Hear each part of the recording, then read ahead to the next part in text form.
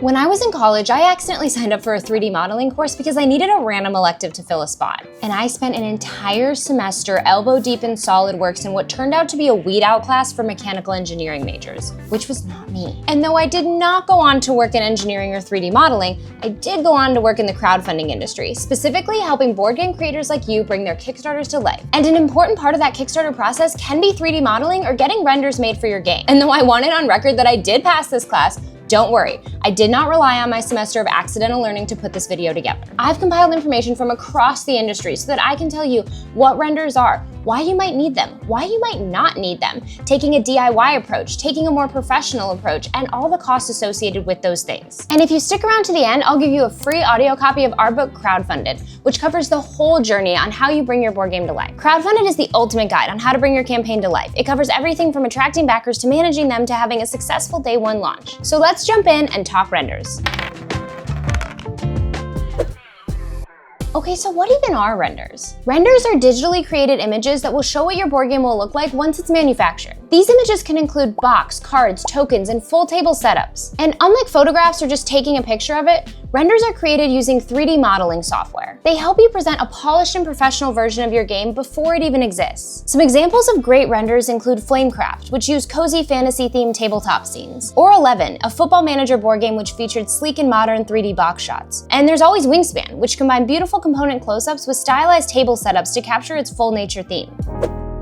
Okay, so how do you know if you need renders? When you're preparing for launch, you might be wondering if you actually need to invest in renders or if photographs will do the trick. And deciding on if you need them kind of depends on what your current assets are and how you're trying to present your game to backers. You should consider renders if you want to present your game professionally on your Kickstarter page, and especially if you don't have a physical prototype or photo quality images yet. And if you still need marketing images for ads, your campaign page, or social media. Or if your game has complex components or thematic elements that might benefit from more staged visuals. And there are some cases where you might not need renders. Some reasons that you might not need renders are if you already have a high quality physical prototype that you've been able to take really great pictures of, or your game components are simple and photographed clearly, or you have a really tight timeline and limited budget that make renders just impractical, or you know that your backers are going to want to see the real product and have some pushback on digitally created renders. The ultimate question you're going to ask yourself when you're deciding if you want to invest in renders or not are, do my current assets connect with my backers and tell the story of my game?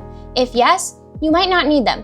If no, it might be worth exploring. Okay, now let's dive into taking a more DIY approach versus hiring a professional. So you've decided that you need renders, but now it's time to figure out, should I hire somebody or should I try to make them myself? Both have pros and cons and costs associated, and understanding those fully is gonna help you make the best decision for you in your game. There's doing it yourself or DIY, and this is suitable if you have some time and some design skills. It allows you to have full creative control and keep costs lower. But again, it is a time investment. You might be learning a whole new software, which could come with some quality limitations depending on your experience. And speaking from my experience, learning that whole new software kept me up at 3 a.m. in a college library questioning my entire career path a few times, so take that with what you will. But that was almost 10 years ago, and softwares have come a long way since then, and so has what you can do with them. Here are some tools to consider if you're thinking a DIY path might be right for you. There's Component Studio. It's usually free or low cost, around $10 to $30 for licenses and premium features. There's also Tabletop Simulator. It's a one-time purchase around $20 on Steam. There's Blender, which is completely free and open source, and there's also Photoshop, which a subscription starts around $20 a month through the Adobe Creative Cloud. And though not specifically designed for 3D modeling, you can make some things work with Canva.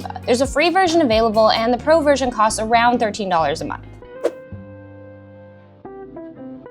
Okay, so if you're like me and you're not gonna touch a 3D modeling software with a 10-foot pole ever again, you can also hire a professional. Hiring a professional is best if you want polished, photorealistic renders and have some budget flexibility. And you wanna look for people who aren't just 3D artists, but 3D artists who have experience in the board game industry. So what are the costs of hiring a professional? A simple box render might run you $50 to $200, where a full tabletop scene could be more like $200 to $600. And anything that's more animated or video or coming to life is gonna be $800 plus. So where do you find the right talent? One of my #1 tips, whether it's renders or something else, is to go find campaigns you like and admire and see who did their work. There's also always freelance websites like Upwork and Fiverr, though those have their own pros and cons. And there's dedicated portfolio websites like ArtStation and Behance. You can always check out board game communities like Discord, Reddit, and Facebook groups. Sometimes folks will recommend their artists, and there are often 3D artists in there looking for work. So if you're deciding between DIY and professional, really take a look at your skills, budget, and time. If you have the time, and the patience, DIY could be for you. But if you're not looking to waste time and you want something super high quality and polished, hiring out probably is the way to go. So once you have renders, how do you make the most of them? There's a potential you invested a lot of time and money in this, so you want to get the most out of what you've created or what you've paid for. So here are some things I recommend to make sure that you're using them to your maximum potential. Create multiple angles and scenes, box shots, close-up, gameplay spreads. Use the renders to help create a consistent brand look. Put them on your Kickstarter, your ads, your social media, and in your rulebook. And when you're using them for ads and social media, combine them with clear text overlays to really showcase your mechanics. And make sure you're paying attention to file size. Keep the resolution optimized for each platform. By making the most of your renders, you're going to present your game in a professional light, build trust with backers, and get people excited about your game, all of which are steps in creating a successful Kickstarter. And just a couple other random tips on renders before we go. Make sure you use lighting and shadows to add depth and realism. Avoid any cluttered scenes. Focus on storytelling and composition. No matter which route you're taking, but especially if you're doing it yourself, watch other campaigns who did it well and pull inspiration from them. Consider using them to make GIFs and videos to help your campaign stand out. And always back up your files and keep them well organized. Renders are a powerful tool to communicate your game's vision before it even exists. So whether you decide to do your own work or hire a professional, remember that a good render is going to build trust, tell the story of your game, and establish credibility with your backers. And a good render is useful. It's going to be multi-purpose across your social media, ads, and Kickstarter campaign. So I would love to hear, are you gonna DIY the renders or hire a professional? Or did you already, and how did it go? And if you wanna dive deeper into launching your crowdfunding campaign, you don't have to accidentally waste an entire semester in a college course you didn't mean to sign up for. You can listen to the free audio copy of Crowdfunded that I linked below. This covers every step of the crowdfunding journey, from how to attract backers, how to manage them, and how to have that successful day one launch.